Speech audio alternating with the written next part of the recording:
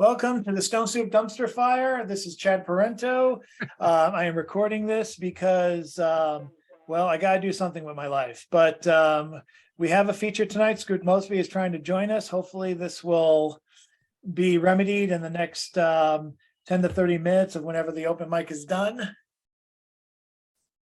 But we are going to do the open mic because that's what we're here for. And we're going to go to the Ramdinator 5000 who has picked our list. We're starting actually with somebody who hasn't been with us for a while. He was coming to the Out of the Blue Gallery during the days of Prospect Street, I believe, and I think he slowly stopped coming until right before we moved to Mass Ave. And he's coming back and he's getting ready to self-publish a lot of his poetry. And it's good to have him back on the open mic. Let's welcome up Randy Barish.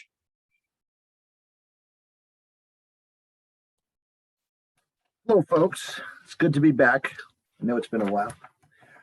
So I guess I just read my poem or tell about. There you go. Okay. I got some things to talk about, but if I guess we're limited time, I'll, read the poem. The poem tonight is going to be called, I wrote this, I think around 2012, 2013. It's called Spectral Siren of the Night. Upon a hill I saw a light in bitter cold December gloom, on frozen roads of windy night, past avenues of graves and tombs. I carefully walked, stricken with dread, on rocky paths of ancient years, to byways of the lonely dead, where midst the trees they shed their tears. The winding road, it took me high toward Moose Hill's haunted mystery. I heard a woman's eerie cry that, like thin smoke, flowed down to me. In misty dark, I made my way and came upon a thorny hedge. On broken paths as clear as day, a stone house on a craggy ledge. She smiled at me beside her door with sparkling eyes and scarlet hair, a face that made my fires roar, voluptuous beyond compare. She bade me then to come inside, and through the doors I quickly raced. White candles glowed on every side as flames danced in her fireplace. The fire in her eyes, it gleamed. We kissed, and then she gently spoke, but disappeared. 'Twas just a dream, and in my bedroom I awoke. Next morn I climbed that steep terrain in hope I'd find her by her door. A pile of rocks, all that remained of some old house from years before. A weathered gravestone stood nearby. I walked to it, and then I saw an epitaph from years gone by. Its worn words shook me to the core. In life they call me Elizabeth, for years lived on that ledge above. Though turned to dust, conquered by death, my spirit lingers here for love.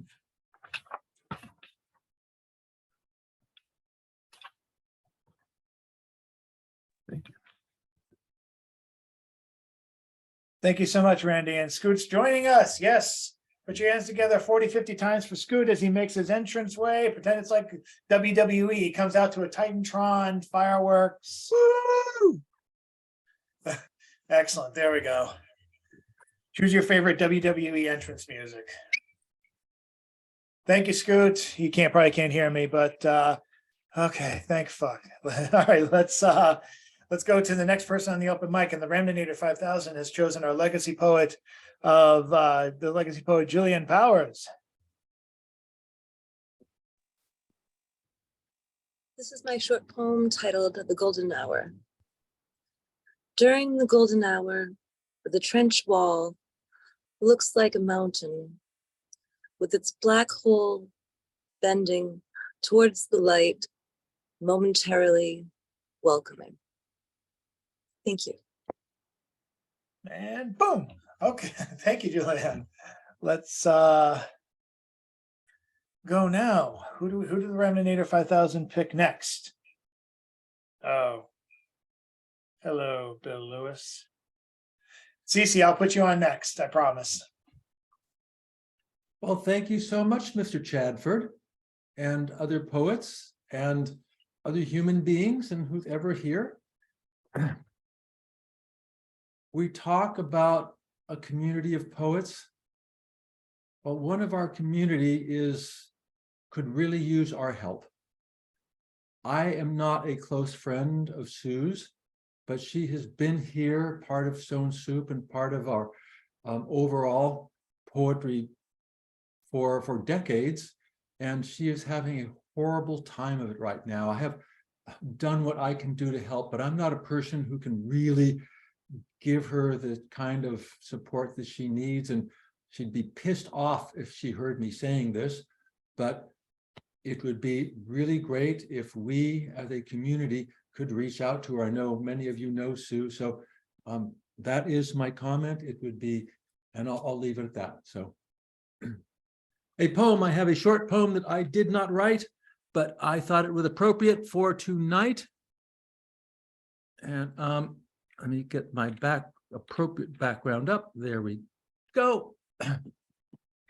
Okay, so those are my students right there, and that is their cousin. This is my town in Mandera, Kenya. So this is a poem by a fellow Peace Corps volunteer, which struck me.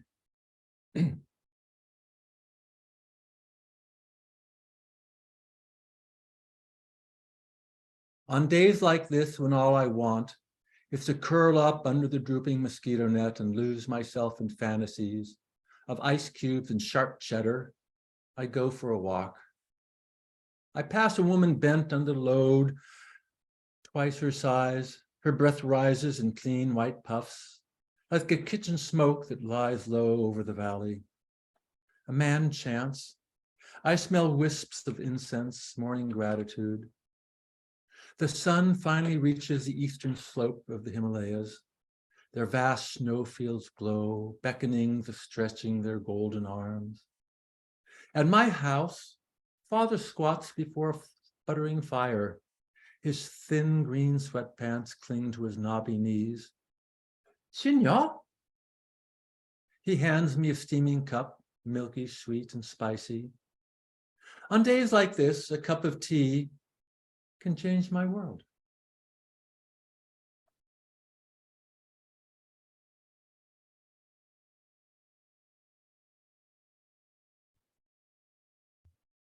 Thank you, Bill. And any insights you can share on a personal level, if you want to DM me, I do have Sue's phone number. So whatever extra information you can provide, just let me know. Up next, we have the comedic stylings of C.C.S. Chagra and his famous AI and ventriloquist talking dummy. Hi, Rebecca, will you please buy me? Exactly. Will you please buy me? Oh, Sadly, you'd have to be here at the pre-show conversation to get the joke. But it was so- lively. It was lively. It was basically, I miss you, Jack Powers. I love you. Thank you for making this space for us. James, do you remember the poet who you collected the poetry work when you were working over at the shelter? What was that individual's name? You got to unmute yourself.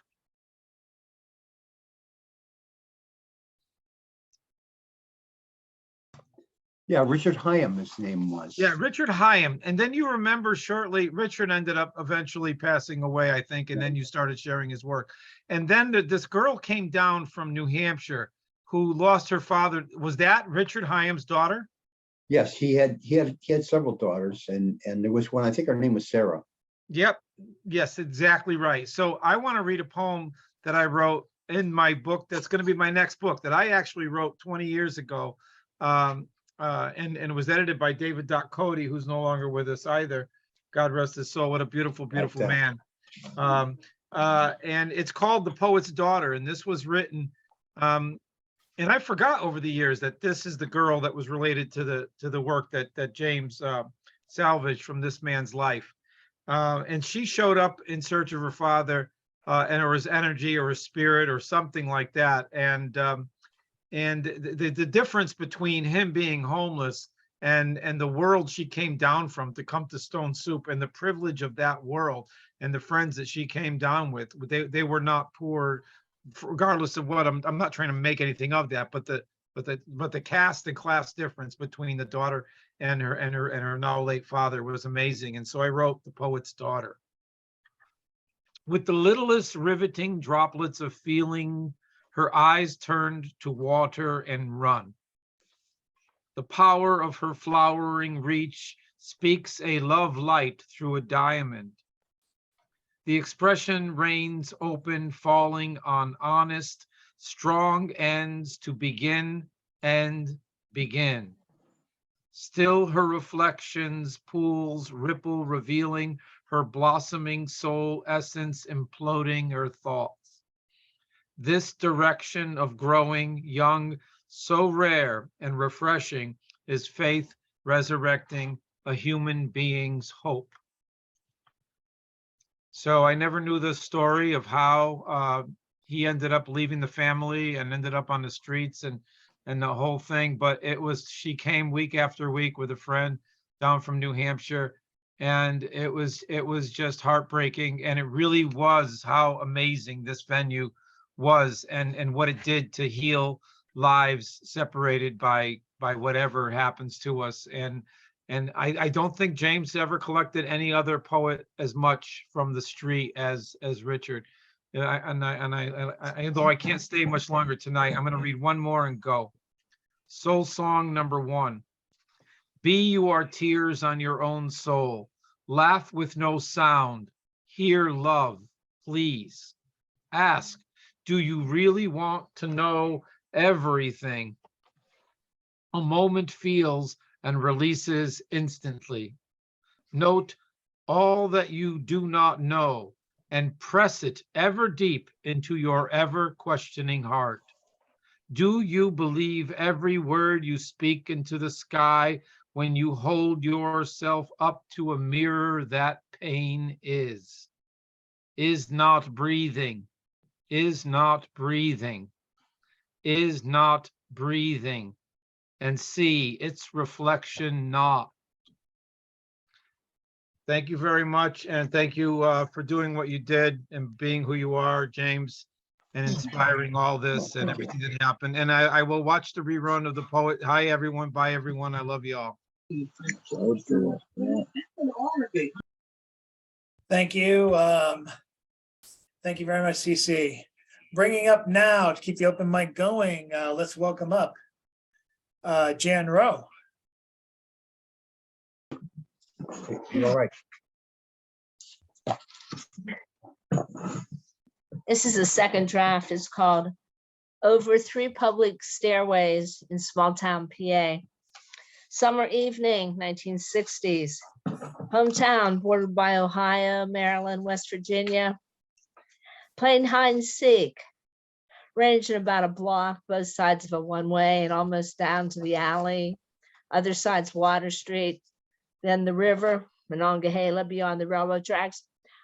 Running lightly, effortlessly, almost scampering, hiding atop the roof of a 4-car garage built into the hill, like the synagogue's caretaker's house next door, the garage where likely my younger brother was conceived in the family Studebaker. Or running across the street, hiding in the window wells of the Jewish synagogue's stained glass windows. Years later in junior high, my girlfriend was allowed to come over on those Saturday Sabbaths when they're blowing the shohar and lighting the lamps at sundown Saturday. We lived next to the synagogue in the apartments until I was 5. That synagogue was built in 1919 when my great-great-grandfather was literally blown up in the mine. Many worked until their literal deaths. He was a blaster. So for kindergarten, my mom would watch me walk up the concrete steps from High Street to Prospect Street by the school. At the other end of the block, right next to the duplex we bought with my grandma, a cook on the river, there were the wooden steps next door to those. And that was from 2nd to High Street. And near the top, you could take a path over to the concrete steps that went up a little higher to that flat section where they said you had to give the horses a rest. So across from these wooden steps, the International Bakery, where as kids, we could wander through the halls, Louis's office on one side, the storefront on the other. We'd wander down the 2-story ramp. They needed that for the bread and the hard rolls.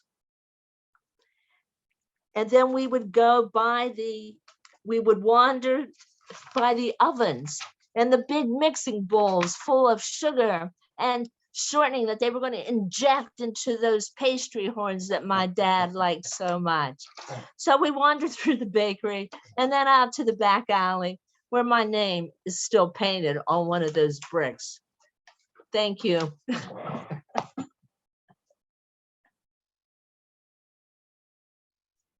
Nice work, Jan.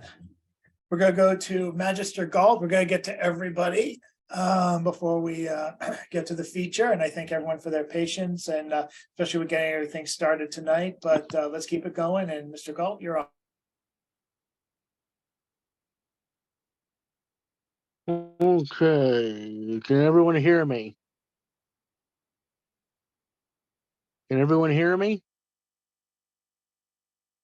I can't, okay, Yes. want to make sure. So just to start off, I do have a photo published in the Oddball magazine of this week or this month. So check out Oddball magazine. This poem is called Embarrassed by Jesus.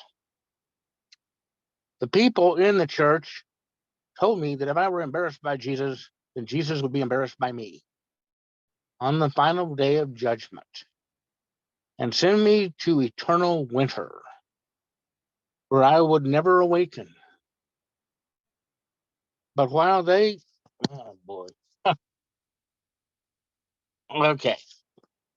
But while they pretended, even to themselves, to have great knowledge, I didn't give to them the power over my mind that so many others had. And I wasn't embarrassed by Jesus, I was embarrassed by them. Thank you very much. Thank you. Thank you, Mr. Galt. We're gonna bring it now to Rita Rusty Rose. Yes, the poem is spelled like bleak house, not Bleecker Street in the village. This is Bleecker Street. This is where you can find me. I have spent most of my life here, living in the past, worrying about tomorrow, turning a blind eye to the present, a miserable existence. My old age reads like a signpost, caution, and is near. I have made peace with the years I have squandered. I am grateful my past could never be again. The Grim Reaper gestures. I buy time. Mesmerize him with a poetry pitch. I recite decades of my verse. He listens, but is no fool. He catches wise. On the corner of Bleecker Street, I lean against the lamppost of here and now, biding time. I stall on this avenue of life's remainder. I will stay until my final word, until the street lamp darkens and death waits no more.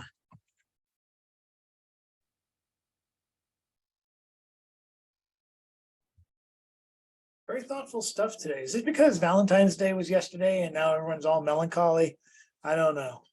I had a date and I was still melancholy. So actually everyone was very angry on Valentine's Day around me. Like everyone was just like on the road trying to plow through everybody. It was just like, is this where we save our aggression now that we no longer have the fucking Patriots in the Super Bowl? I don't know. You tell me. But the poetry goes on. Thank you guys. Thank you, Rita. And who is next? Yes. Let's bring up Mr. Robert Doodleman, aka Robert Fleming. Good evening. I'm Robert Doodleman, a doodler from Delaware. can I use the share screen? Thank you. The first time I came to Stone Soup, I shared on the word soup. And tonight I'm going to share graphic images inspired by stones.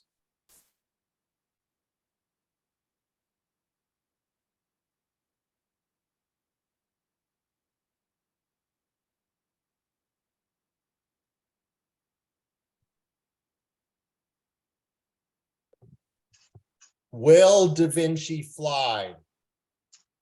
Wood has no winged bird soul. Need a soul to fly.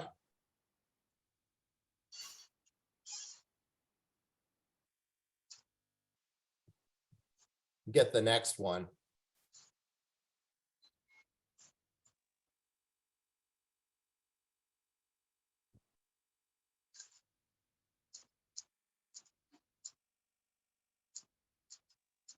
If someone wants blows, I'm still moon jab punching the boxing ring wind.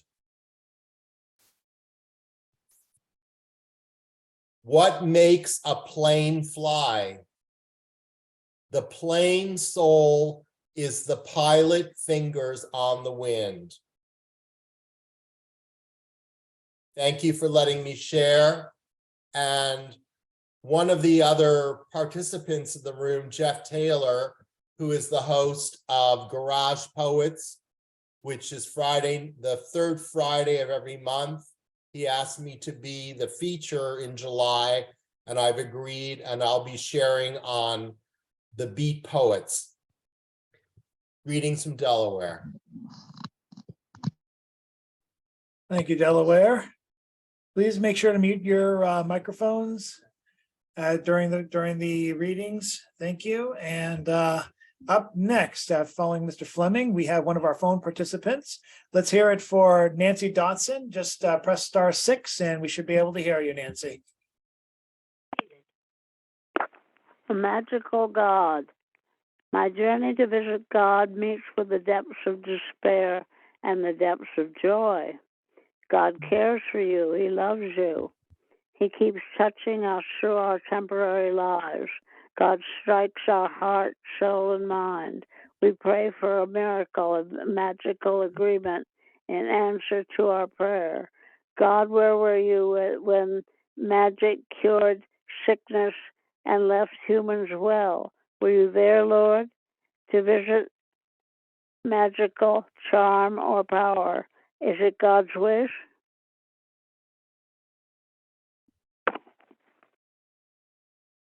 Thank you, Nancy. And now, following Nancy, we have one more person who's been asked to put on the open mic. Oh, it's good to have ES back. That's awesome. We'll get you on there, yes. Oh, let me go look down. I almost forgot who the Ramdonator 5000 had next. We're going to bring up Mr. Jeff Taylor of said Garage Poets series. And I think they have a show coming up this Friday. Yes, we do, Chad. 8 p.m. Eastern time. I can put the Zoom information in the chat if everybody like. The feature this month is Amanda Shea, Boston poet, just won Best Spoken Word Artist at the Boston Music Awards. So she'll Very be doing nice. 15-20 minute set this Friday night. Yeah, it is an open mic, so definitely come by, and we stream it to YouTube and Facebook. We'd love to have you. Yes. My little one in the background asked me something. All right, here's my poem. It's called Family Politics. When my dad tells me my uncle is skipping the family reunion so he can travel to a Trump rally in Pennsylvania, I think about my mom uploading official records into an internet database to prove we descended from John Adams, and it feels like we have been avoiding our family obligation. Not like we should have gone to more summer barbecues but like we left work unfinished somewhere along the line. Now that our courts give more protection to preying on field after high school football games than they give to choice in women's health decisions, and Congress cares more about getting likes from QAnon conspiracy theorists than they care about protecting school children from mass shooters, the significance of July 4th coming and going while we watch the January 6th hearings on TV pulls through my intestines like I'm crammed shoulder to shoulder in the back of a Ford Escape with John Adams and every other man I've been related to on a road trip to nowhere, poorly attempting to hold in a fart laced with the odor of personal responsibility. I'm reminded of when Trump told the Proud Boys to stand back and stand by, and the role the choices my ancestors made played in getting us here in the first place. Then I try to picture what it would be like to live in a world where doves and wolves bathe each other in truth. When my wife ran for city council, the question she was asked most was, who's going to watch the kids? No one. Did you hear my little one in the background? No one. Daddy's gonna watch the kids. God. Yes. Lasky Thank Kids you, Unite. Robert. No one watches us. Oh, and you can get that poem in the anthology American Graveyard. It's out by Retta Green Books, a publisher out of New Mexico, and it's a whole bunch of anti-gun violence poems. And you can also send a copy to your senator. There's a Very good. I wanted to try to send a copy to every senator in the U.S. to hear all the amazing anti-gun voices. Thank you. Thank you, Yeah, Jeff. thanks, Jeff. We have a new voice I want to introduce. The Ramninator 5000 said, here comes a new challenger. And we have now the self-proclaimed edutainer. I'm hoping I'm pronouncing his first name correctly. Takwa. If you can unmute yourself, if you want to put the video on, by all means, please do. Yeah, how you doing? Oh, there you go. Well, since we Valentine's Day, You might want to adjust your mic, sir. We're having a hard time hearing you. Can you hear me now? Yes. Okay. So, since Valentine's Day was yesterday, appropriate for me to do this piece called Perfect Love. They fell in love as youngsters with a love that endured through the ages. The cliche kind of love called a fairy tale. The kind of love married couples strive for. It lasts until Clark's hands get arthritic. Grandfather Clark's faces grow crow's feet, till demented cuckoos forget how to count, fly the coop and lose their way home. Till Mother Nature's breasts sag to her waist, till Father Time's scrotum droops to his knees. It was that biblical kind of love, that perfect love that casted out all fear.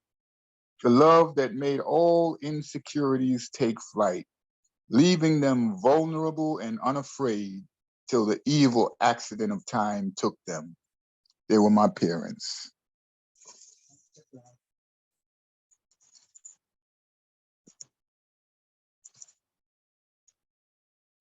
Oh, thank you very much, sir. I appreciate you joining us, and I hope with the more announced online readings coming up, I hope you join us. The next one we know for sure that's happening is the 15th, and I hope we have a feature secured for the first Wednesday of March. So just stay tuned. And thanks for joining us. All right, I will. Thank you. Thank you for having me. Take care. And with that, we are going to bring it over to our other phone participant. We have a couple more people left and two people who joined us who I'm hoping are going to be on the open mic as well. But first, I'm going to unlock Achievement unlocked. Here comes the esteemed Carol Weston. Carol, you're on. So on Sunday, I woke with these words. In the church of my soul, I poured out oil from the lamp of learning.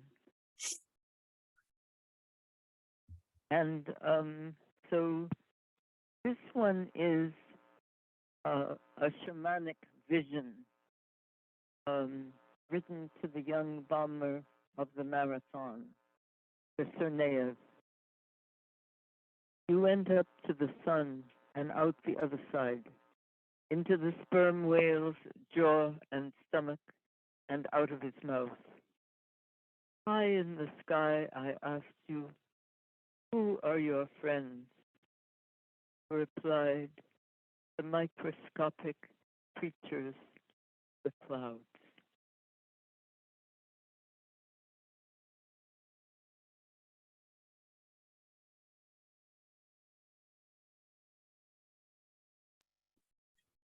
Thank you, Carol. Appreciate it. And God, we keep on getting Scoot's drawing the numbers. We got to keep on getting people coming on. So I'm looking forward to this. We have a couple more people who are slated to read. ES, I'm hoping we get to hear you.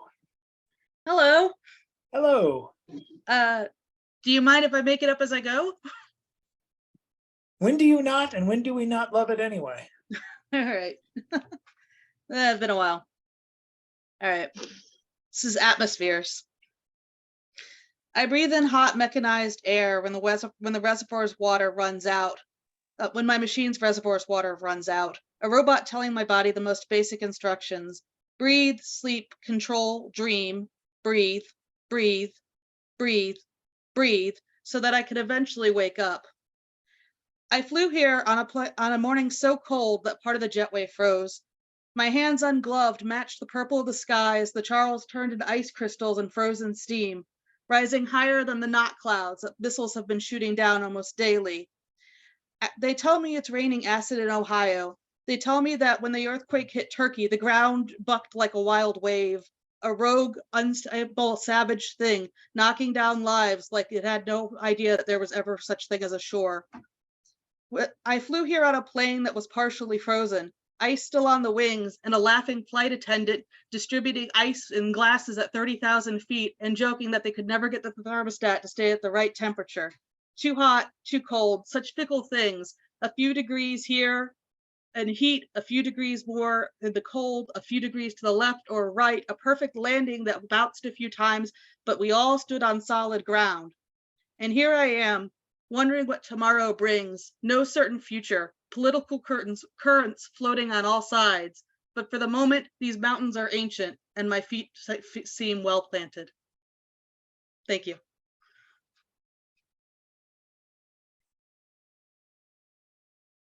Very nice. And up next, as I prepare cocoa and get ready for to sit back for the feature, wonderful stuff. Let's welcome up. Actually, I didn't even ask her. Nava, were you looking to read tonight?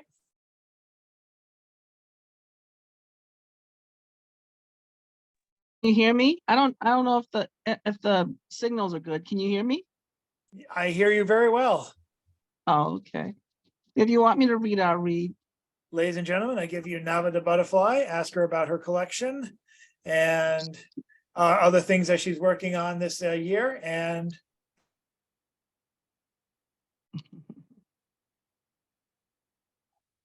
take it away. Should I take it away? Okay. Please do. Windows Down, inspired by Hannah Brown, by Nava the Butterfly. Windows down. And I insist on whispering through window pane, words that talk to pillows, words that leave lips smothered in honey, lips frozen on cheek and forehead. I only feel them now in salted covered fantasies. I want to know what made you.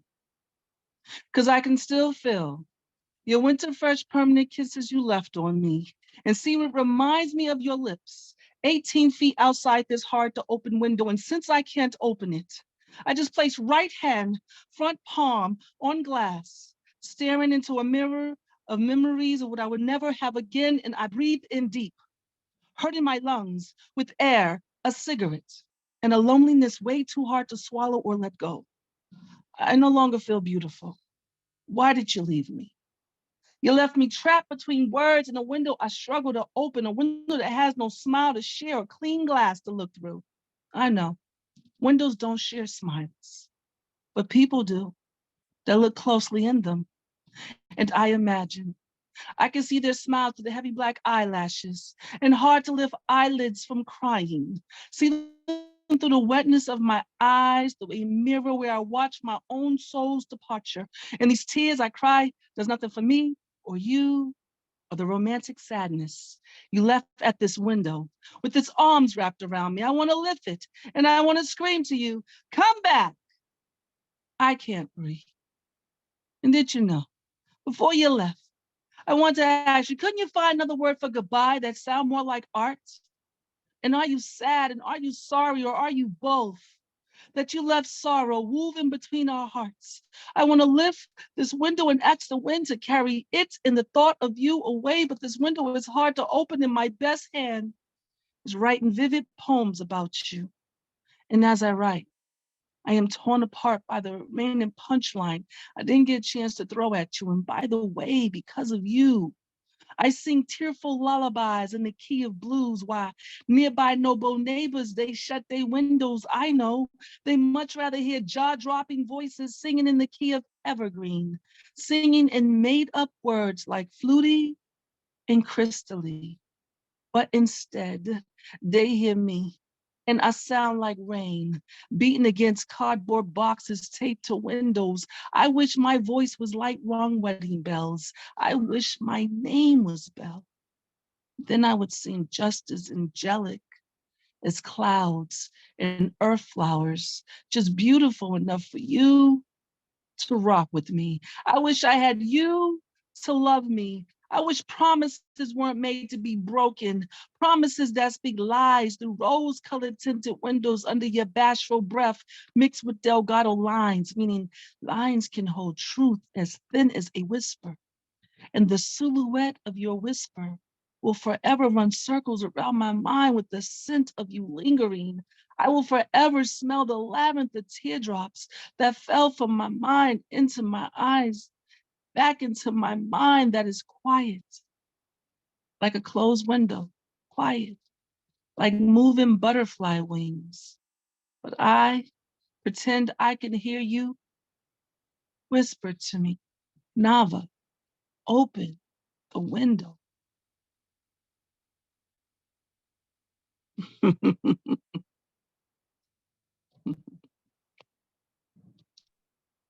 Valentine's Day went well then. I know it did. I saw the pictures. Anyway, thank you so much. And trying to see who we have next. We did have an Annette Tarpley who joined us. If you were interested in reading, let me know now, and you can have a few words. Sure. I came in on this, and I don't know, can you see me? So I'm in a parking lot. No problem. Hey, good. But I don't know the person who just read, but I hate following that act, to be perfectly honest. That was amazing. So thank you. I'm trying to figure out how to lower this so I can get to my words because I'm on my phone, you know, and then I just had it minimized a minute ago. I don't know how to make you all go away. Anybody know how to minimize me? Okay, here we go. I got it. So this is called a very short one. I don't know mine by heart. But it's called Menagerie of Broken Dreams. In the twilight of her mind, her thoughts randomly played, reels of bygone years disseminating into fractured memories, pieces of broken glass arranged in a calculated array of art, a mosaic fragmented yet cohesively dispersed in a pastoral scene, with clarity now recalling the meadow that haunted her conscience, in a land beyond the reach of dreams, hidden beyond a cobwebbed cloak. For it was the meadow that taught her a kiss was more than conjoining lips. It was a symphony of emotions orchestrated into a crescendo of dance, a waltz of moist merriment embodied in an entangled duet. Eyelids slowly close, the shades to the orbs of intoxicating blue, now hidden. In the twilight of her mind, a Renaissance masquerade, her broken dreams, now a kaleidoscope of menageries, as an isolated tear cascades down her alabaster cheek. Thank you.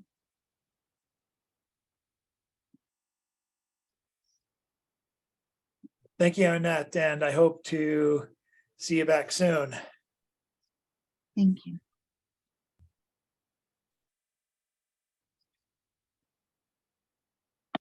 And now, Hey, got in. hey, I got Blackbird, in.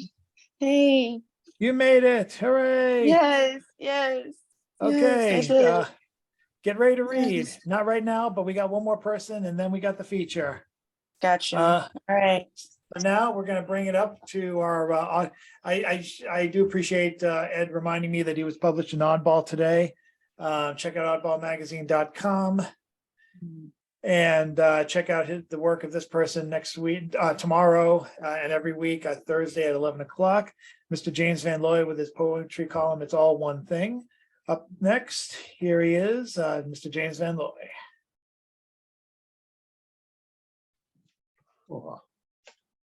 So I have a poem here called Nautilus, the myth of the Nautilus. The myth of the Nautilus.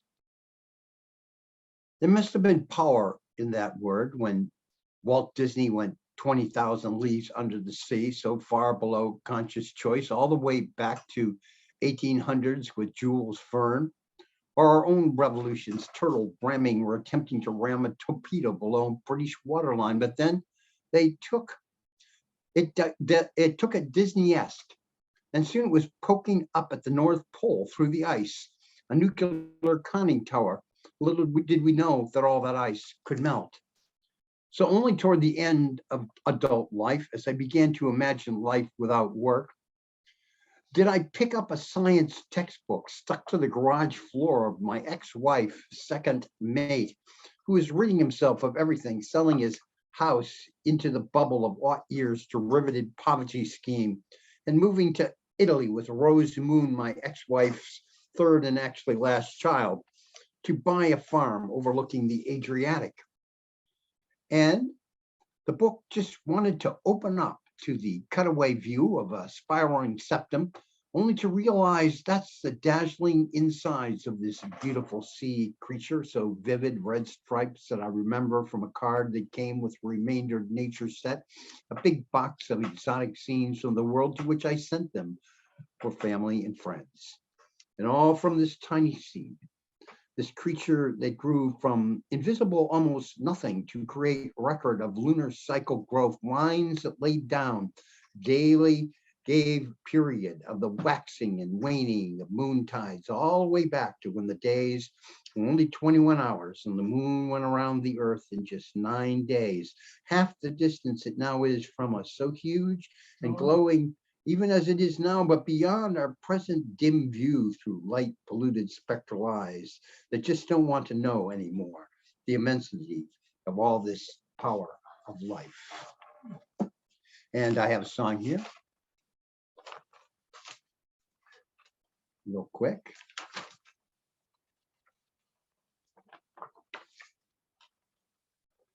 Tiptoe to the window, by the window, that is where I'll become. Tiptoe through the tulips with me.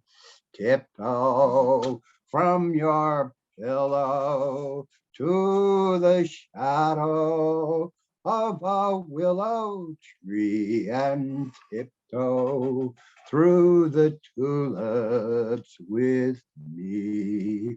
Knee deep in flowers we'll stray. We'll keep the showers away. And if I hold you in the garden, in the moonlight, will you pardon me and tiptoe through the tulips with me? Thank you.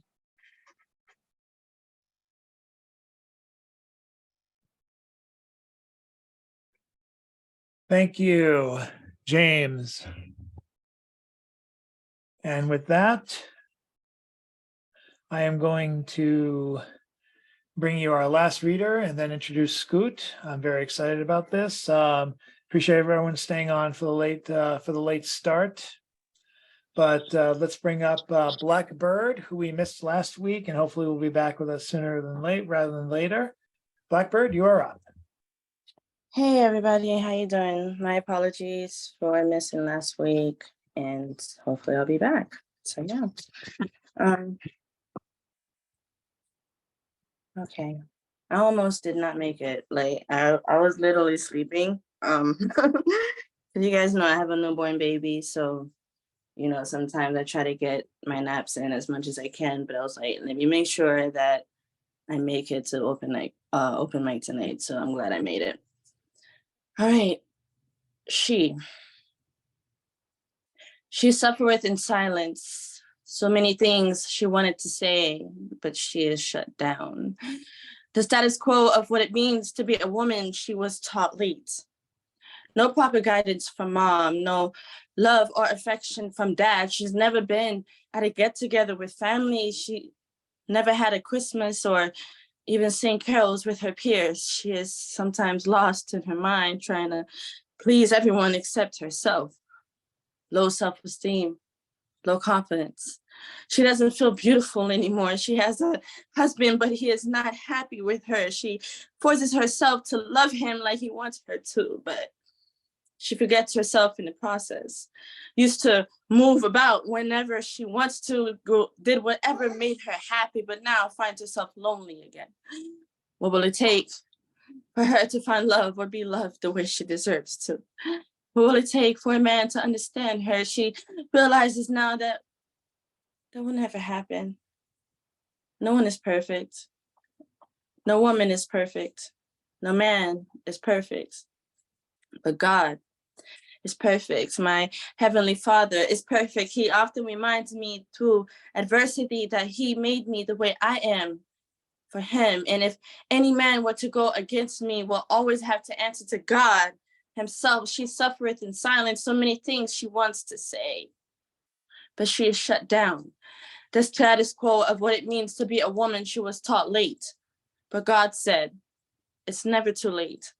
I made you in my own image. You are beautiful, just the way I made you, inside and out. If any man is against that, what I say will have to answer to me.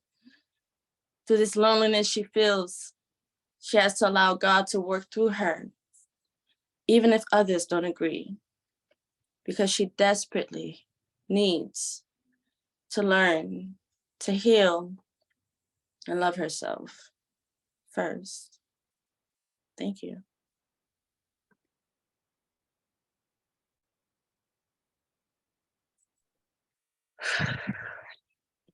Thank you, Blackbird. Thank you. And with that, we are getting, we just got a little boilerplate to read and then the show can begin. Just as a quick announcement, we are meeting in person every second and fourth Wednesday of the month at the 4 Point Arts Community Assemblage Gallery. Our next live gathering is going to be next week. More announcements, more details on that to come. And we're going to still have online gatherings as much as we can during the rest of the month. And we do have the live gathering coming up on March 8th with Kelly O'Keefe, which I highly recommend you guys come to. She was a fantastic poet who came as part of the Flatline Poetry Group. She's a wonderful performer, and it's been too long since we've had her, so I hope you guys join us. Today, we have the pleasure of having Joseph Skoot Mosby feature with us. Skoot Mosby is a heavy-hitting poet. As the Poetry Club president in the face of Roxbury Community College, he has created many successful events such as No Filter, Man versus Police, and What That Mouth Do. Skoot is taking the poetry world by storm with his freestyle abilities on the mic. Skoot has featured at Rapping with the Writers, Comic-Con, Roxbury Rocks, Art is Life Itself, Hope Inc., Verbalization, Lizard Lounge, and of course, right here at Stone Soup, both live in person and live online. Skoot's been a three-time semifinalist for the National Slam Team. Skoot has also served as member of the Compassionate Poets and assistant facilitator for the Writers Without Margins program. He's still keeping busy after all this time. He kept busy during the pandemic. It's great to have him perform tonight. Ladies and gentlemen, put your hands together 40, 50 times, virtually, visually, or what have you, for Skoot Mosby.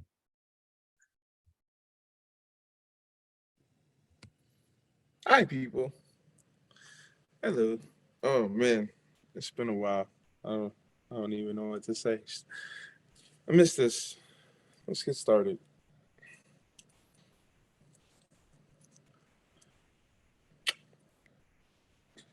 One thing I can tell you, Black boy,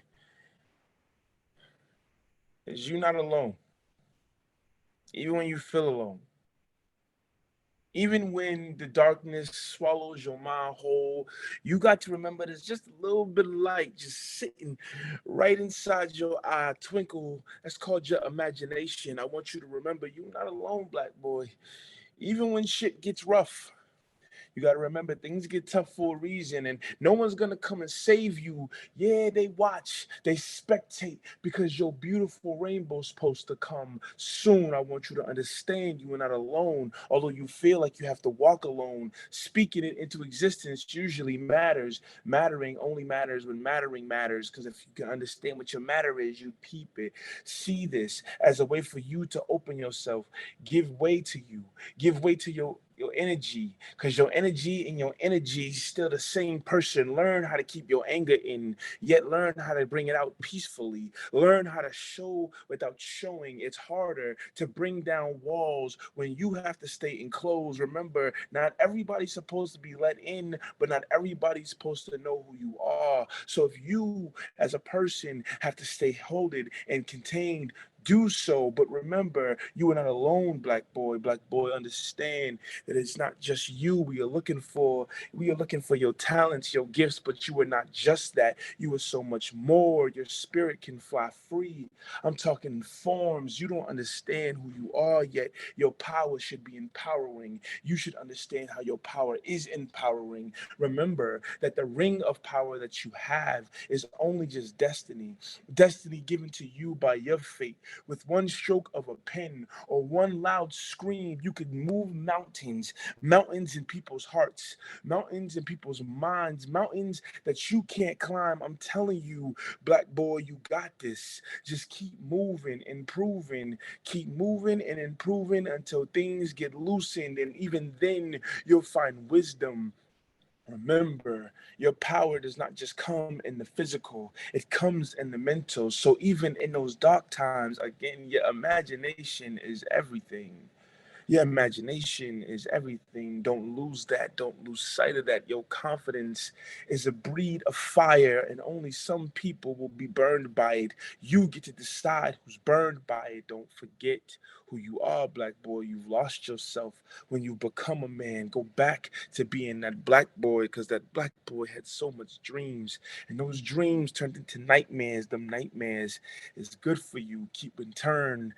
Go back to the dreams and take the nightmares with you, then mold them. Mold those nightmares and dreams together. You'll find a dawn, a medium for you to run through. Don't forget who you are. Don't forget who you are. Don't forget who you'll become.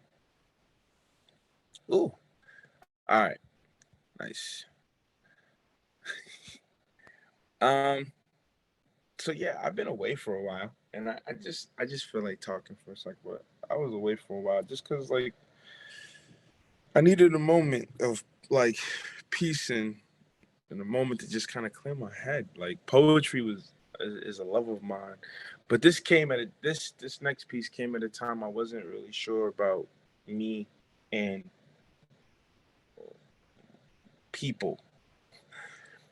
So it's kind of shaky, but forgive them. Why should I forgive them? Who forgave me? When in my darkest days, who was I supposed to see? Nobody shined that light for me. Forgive them when it was just me pushing them and they words above my feet. Forgive them when everything I ever did was for them. When I gave up my soul, my life, my blood, my dreams, I sacrificed it all for them. What's forgiveness if I'm the only one losing? They say sometimes you got to keep what you got going to keep who you have.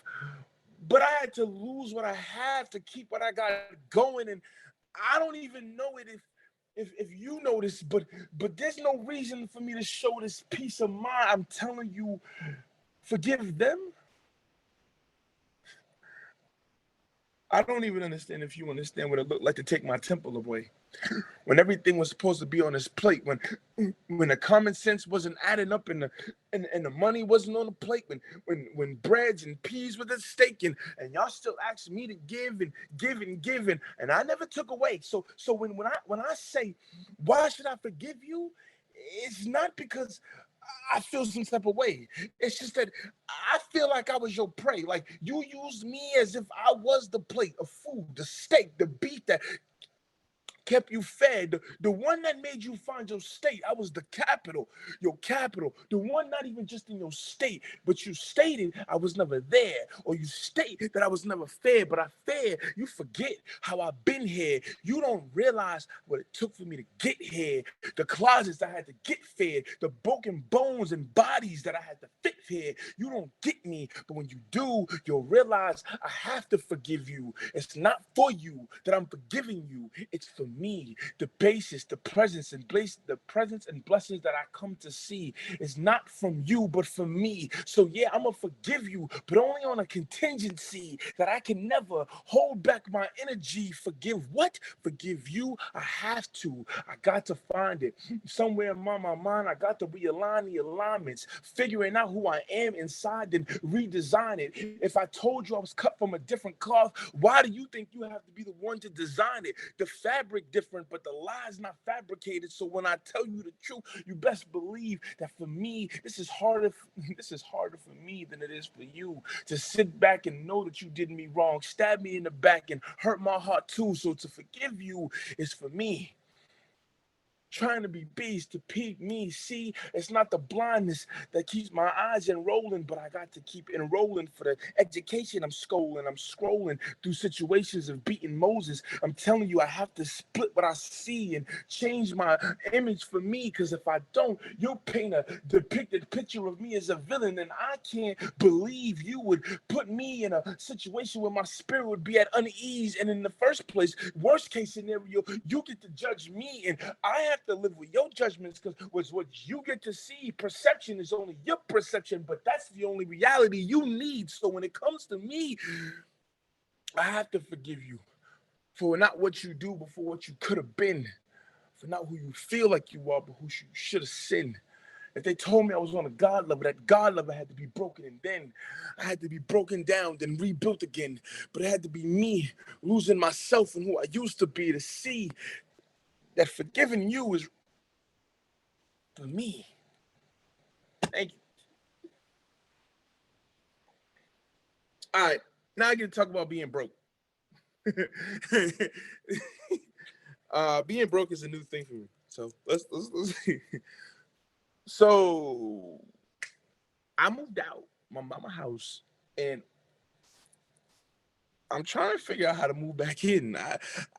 Mama, I had to plead with her one time. Said, said, Mama, for me, it's necessary. I need you because the $700 wasn't that really bad. See, because I got to move in back.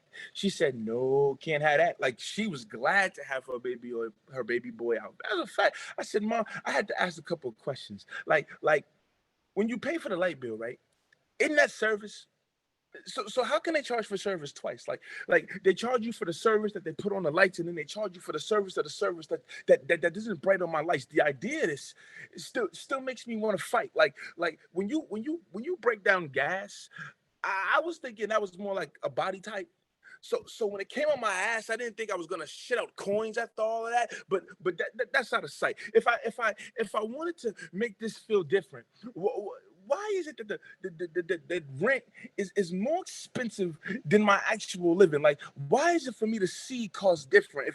I'd rather live in a box, and even Squidward from SpongeBob showed me FedEx to take that if it's shipped in a situation where I couldn't get this. If you look at me and you see richness, she says you rich in spirit. I said, spirit don't get me cereal and milk in the morning. This conversation went on for about 5 hours before I told her I do love being alone. Because our new toxic relationship is me going home. And that may sound bad, but but when you really think about me going home, it's really one of those things that make me stand alone. So when I say bye, Mom, because you have an attitude, it's not me neglecting you. It's just me showing you what I could see. And now that I get to see you in a different light, I see you more of a person that pays rent more than my mom. You see, it's not that I don't love you or that I don't care. It's just sometimes I just don't want to be here, and you have a tendency to like touching my hair, and although you birthed it still belonged to me, and I don't like when you try to run a comb to be funny through it, like I don't got naps that I can't use the other word with. But if I did, you understand that only some would come with a hot comb shit. Like you used to want to braid my hair. You bring out the baby pictures. Lord, that makes me sick. So yeah, I get to go home before this gets real bad real quick. But I didn't think it was gonna make me spend this much shit, like my wallet crying. Like I'm so broke, I'm trying to get attention to pay me, hence the poetry. I'm trying to figure out if there's somewhere along for me to be. If I can find a calling that allows me to be on social media for a regular basis, lets me spit the writing and write my curses in cursive, then spit my traumas and birth this, and then find a way to make this worth it. Well, then I done did something right. Because how many people do you get to know that puts their trauma, make it light, then find a way to turn it nice? I had to confirm this with my mama before I spit it right. So I spit it like 1,000 times before tonight, because she was telling me that even being broke, I still got to go through channels. So even my mental, emotional bills is right. So she told me I had to pay that too. So even with that, I have to come back and tell myself that sewerage isn't just water. Woo. If I told her how much I paid in water, I would cry just to wash my own body. That would be a lot better for me. I would drink the salt and season my food with tears. I'm telling you, it's not fair. Like I would give up everything from cloth clothes and hair. I'd be bald, naked, and more like man. Just forget I even went there. I'm talking like I don't even want to fly planes.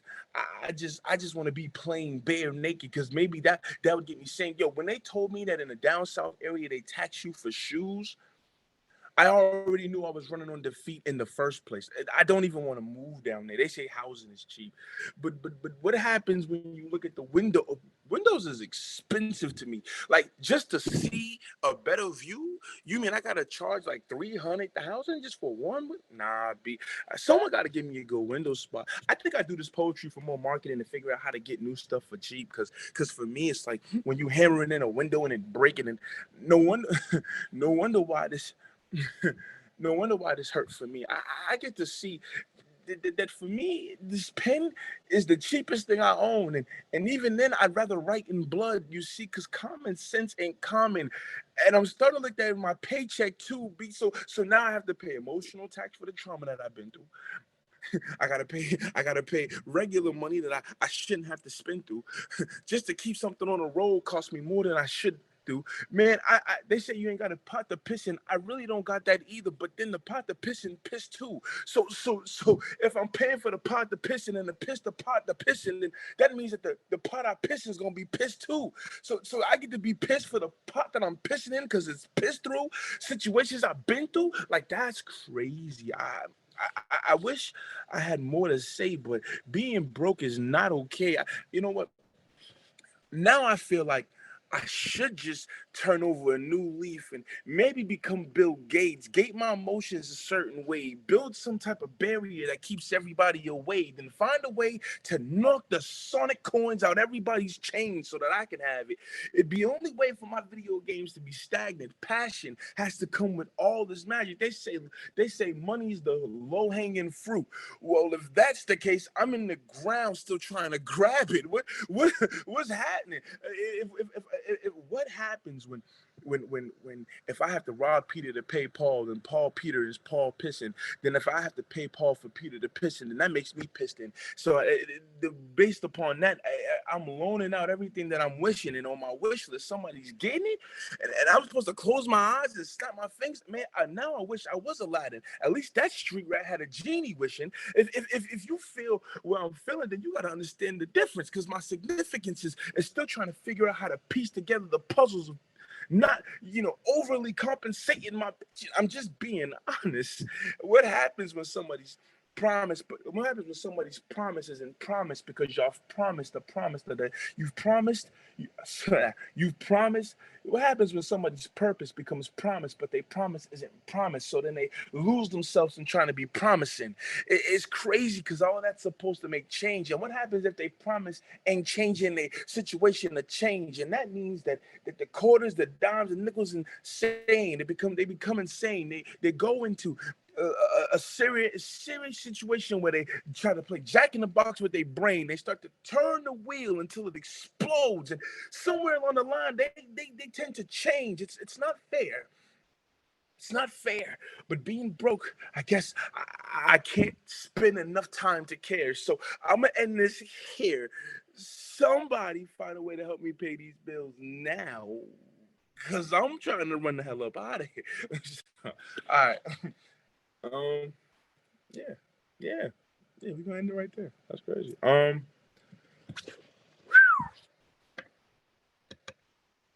right. I got one more, right? I got one more. Good. 1, 2.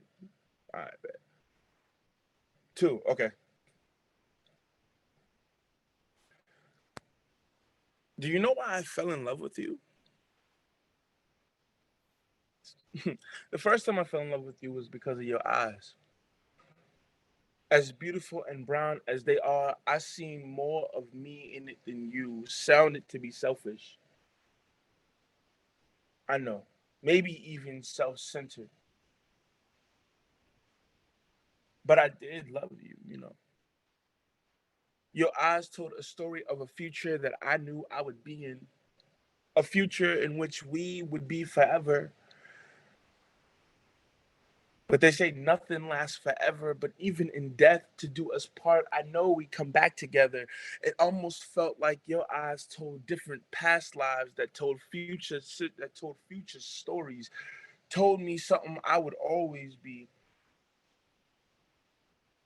I knew when you saw me, you saw raggedy, not up to par with the rest of them, not ready for consumption. You saw someone who needed growth, but knew where his roots saw, stood 10 toes on his words, because his words is where his fruits are. You saw all that, but in me, someone who couldn't believe that he was a tree, a someone power in me. I summoned thee. You were my goddess. I used to bend a knee. I still bend for you, just not in the way you'd see. I try to keep my pain away from you, because sometimes your words is like knives. It cuts deep, and if I let it cut too deep, my heart begins to bleed. I shed tears in the bathroom while you sleep. You don't understand. When it comes to me, I'd never ever give you anything that I couldn't believe. And I tell you straight that every line that's on my wrist was not a cut for death, but a cut to create a new way, a pathway for me to segregate the pain so that I could smile in your face. I'm not thinking you ready for that kind of pain, but I loved you not for that, but because you could hold me when the difference distance. Sooner or later, you showed me different levels of how you smith it. The way you create, then recreate and imagine is different. I find that you can maneuver around the world in some way that makes it significant. I find a way for you to find your way. That's something interesting. Like, I ain't seen someone under pressure but still put the one tear up in like a movie sentence. It's somewhere for me. I understand you feel like you're barred from yourself, like you have to protect yourself through image, like you shield yourself through the world because they can't understand who you are for fitness. I see a lot of me in you, but I hide my image different. So when I learn from you, it's learning how to take your image and shift it. Sometimes it's like in a Rubik's Cube with you. We argue, but I can't get the colors to quite fit in. I realize I'm not supposed to get the colors to fit in. You that's what makes you better than everybody, different. An angel calls from heaven. Lord gave me something to blessing. Then I told him that the goddess has to send me a message. She said, change, but don't change too much that you lose your adolescence. Keep your childish ways, but understand that you are twice the man you need to be. Understand me. You see, I understood who you was before you understood me. You, from the first handshake to the last day we speak, I will forever love you. Your words is like symphonies to me, like Beethoven on the piano as you speak, like a violin speaking in tongues when it speaks to me. You ever seen a Christian run around a church? That's what you are to me, fast paced. In all ways I case. The way we rage war is only because you see each other face to face. It's like the battles become lessons. Them lessons become a way for us to change. And that growth makes me love you more, becomes addicted to your heart. But even though that's pain, it's like a needle that sticks in. It gives me adrenaline to stay the same. Yet I know who you think you know who I am. But let's be truthful. A lot of people think they know who I am, but let's be youthful. If you took me to laser tag, I'd shoot you first. I know, I know. If we went to paintball, I'd probably shoot you first. I would never do anything to harm you, but I guarantee you make you laugh in a way that it bursts. I'm just trying to express that the way you aggravate me turns me into a better person, but I would never want to see you in a hurt. I love you to a point where I would put you on a pedestal forever. When no one would speak bad about your name because your name belongs in lights and it is in my heart for endeavors. For future, no, an endeavor, just understand that for me, I make you better in any weather. The rain, sleet, shine, and snow. I just can't show you my pain yet. Understand that my pain come different. So I hide it from you just to see your smiling face. Bet that if you did see it one time, the change would come collect. I want you to understand that for me, I'm fighting like this is Rocky, although you think I'm Joe Frazier. Is pretty uphill from there. Or maybe you would understand how I kill for hair. One day we'll have a kid and you'll see it through his eyes. That the way I love you is only through protection in the way that I provide. Sometimes that comes in a monetary sense, but usually it comes in your frame of mind.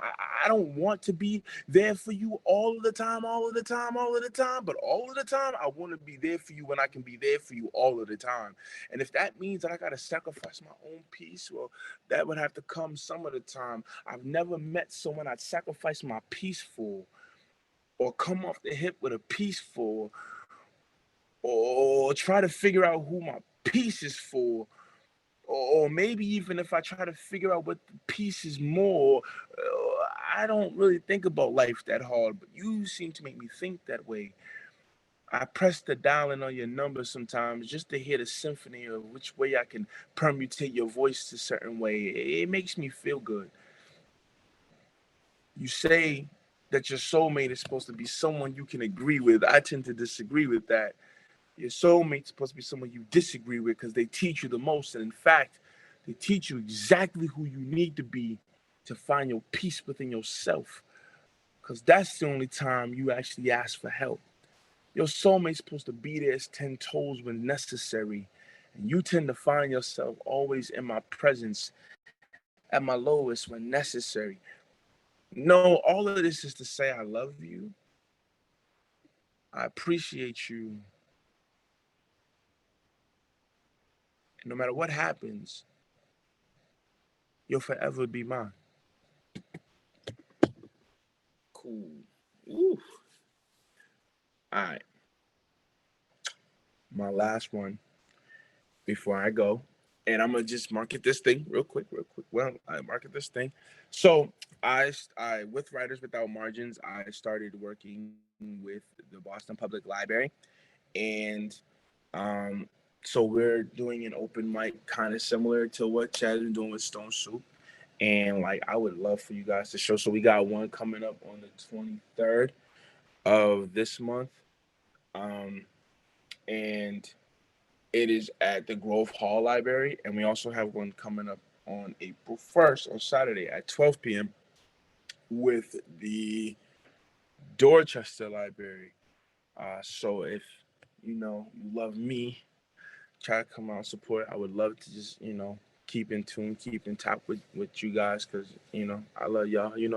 My first place to feature and slam actually was Stone Soup. So um yeah, so we're gonna end this one straight like this. Uh, I figured out loving myself is learning myself. That's the toughest thing for me. I don't know what loving myself looks like. I know how to love everybody else. Like I'll give my body and my soul. But I don't know what that means for me. I don't know how to show myself appreciation. Usually what happens is I work myself half to death and then hope that the smile on your face brings me more. But the truth is, sometimes it doesn't. I don't want to feel angry about it, but sometimes I do. My vengeance isn't really at you, but it's sickening to be at you because I don't know how to express myself in the most vile way. Sometimes I find myself being angry about things I wish I could say, or the things that I wish would be more appropriate to say. Sometimes I bite my tongue for those who don't need it to be bitten, and I speak louder for people who have opportunities at heart. And usually what happens is I break myself trying to figure out the difference. I love you, but what's love got to do with loving myself? Well, loving you is being part of myself. It's the connection that I look forward to. I value you, but what's value when value is really just used to say that I have a price tag on you? Don't even want to use that word connected to you. I wish I knew how to value myself. Don't know my price tag. Don't know if I'm priced out to be priceless or if there's actually a price on it. They tell me that I should love myself more, but don't know how to actually appreciate myself. Don't know what the value look like. They say get a pedicure, just keep up with maintenance. That's the first way to love yourself, but maintenance only gets you so far, honey. I'm telling you, it's a sticky situation. Remember what I told you you about being broke. Can't keep it on if you ain't got it. I'm breaking it down for you. Like, I stress more about the present time to the future than I ever do think about the past. 9 times out of 10, I forget what I do because it makes me feel like I'm a victim at last. Usually, I break myself down in more ways than one. I try to hide my mistakes from everyone. I don't know if that's a good thing, but I feel like that's a way to value myself. Maybe it's not, but that's how I feel. What does feelings have to do with valuing yourself? I don't even know, because feelings is an metrical thing that we use to tell ourselves that we're justified in actions that we ain't got no business justifying actions in. Maybe if I stopped thinking with my emotions, I'd come up with a logical response to how to love myself more. But isn't love just an emotional, isn't just a love an emotional response to being valued in an metrical way to tell yourself that you were justified in actions you ain't got no business doing? I don't know if this is all making sense, but that's kind of the point of this poem, is that loving me doesn't really make sense by value. If I value myself any further, I'd probably run myself into the ground, because I usually look at my value as how do I value others. My appreciation is really based on how you smile. My love for you is based on how you criticize me. I know that's wrong, but I don't really care what you think of me, just what you think of what I do. I could be a bad giver, but a giving bad person, and then I wouldn't like you. I would rather be someone who loves you unconditionally than destroy myself trying. I'd rather take the bread off my plate and give it to you than ever make you feel like I need anything. Sometimes I hide what I need from the world because the world doesn't understand what I actually need. And when I tell them, they give me some stupid ass simple answer like,